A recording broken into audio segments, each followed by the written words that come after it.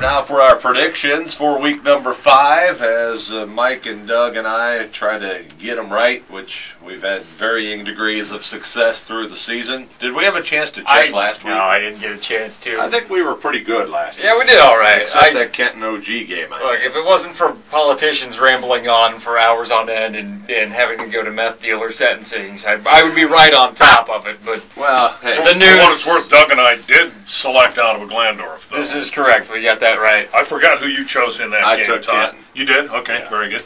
A tremendous game. Obviously, we've talked about that. That leads us to our predictions, and we'll start with OG at Wapakoneta. Doug, we know you've got the Titans. Mike, who you got? I'm taking Wapakoneta. I think they're the perfect matchup with OG. They're maybe not quite as physical, but they're close.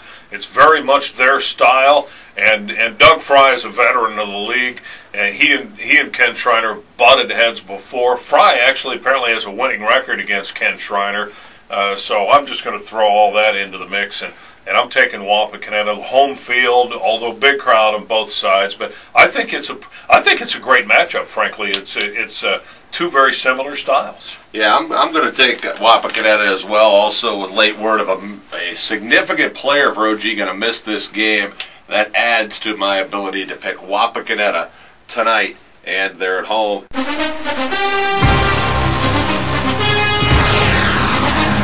can really spice things up in the WBL if they can get the job done. If not, it may be foregone conclusion time for Ottawa-Glandorf. Could be. They still have Elida out there, too. Oh, I forgot about Elida. So that could also have a say in it. Well, obviously, I'm taking Ottawa-Glandorf. Although I don't like this idea that, oh, hey, the voice of the Titans automatically takes it. But, like, the voice of the Redskins isn't going to pick the Redskins. Of course, Mike's going to pick Wapak. Yeah, okay, all right. Let's just get that out. All right. Last year I picked Ottawa-Glandorf last year.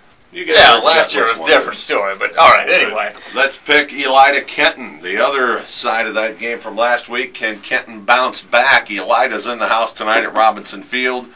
I like Elida, but I don't think they're going to win this game. I think Kenton at home is always a lot tougher than any place else on the road in the WBL, except maybe St. Mary's through the years. But you got to believe Kenton's going to get on track. Elida's defense not nearly as accomplished as Ottawa-Glandorf.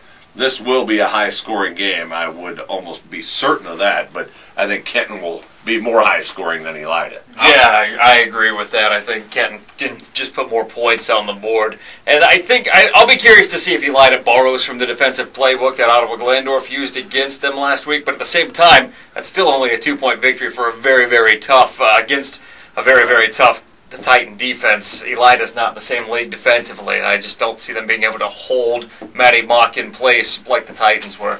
Yeah, I agree. If Elida can't consistently be successful on third down situations, which will help them control the clock a little bit and maybe hopefully lead to some scores, I think this could be a blowout game because Van Wert really lit up Elida, and you're not going to convince me that Van Wert offense is as good as Kent.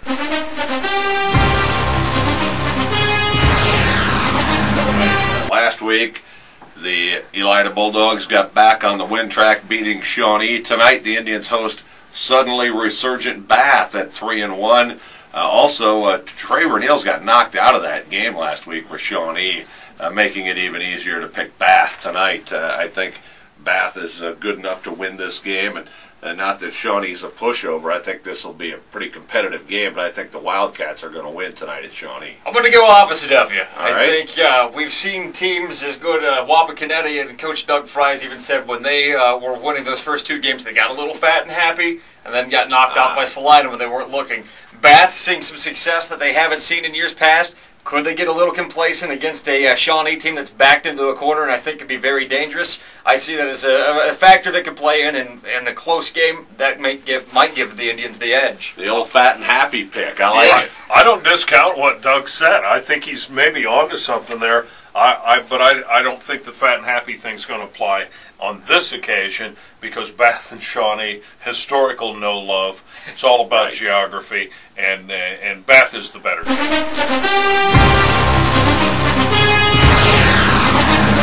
You're taking Bath. I'm taking Bath. Let's move over to the MAC, a big game tonight for Marion Local at Anna. Rockets lost to Delphi St. John's last Saturday night. Marion Local has yet to taste defeat. This game to be played at Anna. I like Marion Local in this game. I think the Flyers have a very good team. Not that Anna doesn't, but I think Marion Local's better. I'll take the Flyers. I'm going to take the Rockets. I think Marion Local is obviously very good, but I think Anna's right up there with them. They played the best team in the region last week at St. John's. I've been saying it for the last few weeks. No disrespect to Kenton, no disrespect to Marion Local and all the other undefeated. St. John's is the class of area football. That's what the Rockets had to deal with last week. They get back on track. They get the win. Anna at home is a high-scoring outfit.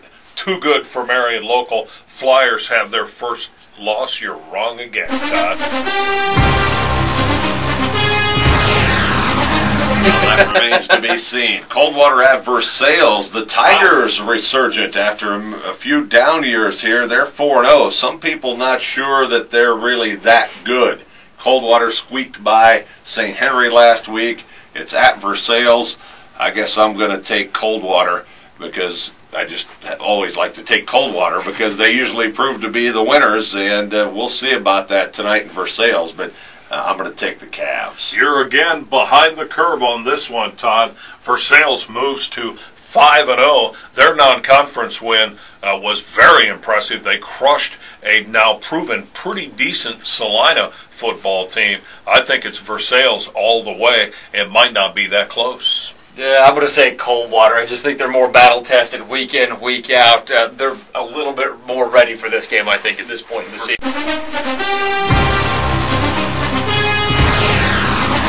Versailles has more state titles than anybody. Yeah, that was from a long time ago.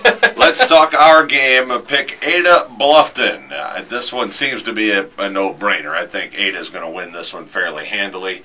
And I would assume you guys agree. Yeah, I like seeing Bluffton getting back into the mix of things in the NWC, but they just don't have the firepower to match Ada. Mike? Yeah, the Northwest Conference it's all about Week 10, not Week 5. It's Ada all the way. No doubt about it. And those are the picks. Take them or leave them. I would advise leaving them, by the way. At least Todd. At least mine. Yeah. Well, I'm speaking for myself. We'll take a break. When we come back, we'll talk with Mark Coons from TV 44. The Web Insurance Countdown to Kickoff rolls on 1150 WIMA.